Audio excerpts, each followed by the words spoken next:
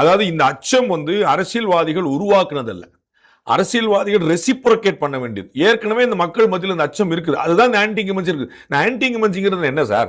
நீங்க பஸ் விலை கட்டணம் கூடுது, இபி கட்டணம் கூடுது, டீசல் கட்டணம் கூடுது, ஒவ்வொரு கட்டணம் கூடுது, ஒரு தட்டுப்பாடு நிக்குது.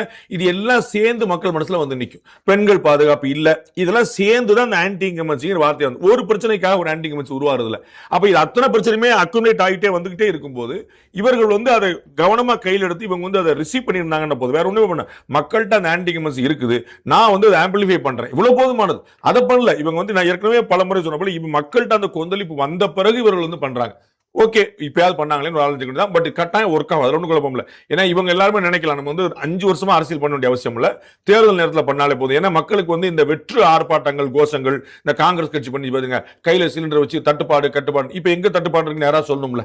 யாராவது பத்தி பேசுறாங்களா? நம்ம ஒவ்வொரு கப்பலா வந்துகிட்டே இருக்கு. உலகத்தில் உள்ள எந்த கப்பலும் நகர முடியல. ஹார்முஸ் ஜலசந்தில இருந்து இந்திய கப்பல் மட்டும் வந்துகிட்டே இருக்கு. குஜராத்துக்கு வந்துருச்சு, மும்பைக்கு வந்துருச்சு சொல்லிட்டே இருக்காங்க. அதுல யாரு கவனிப்பா?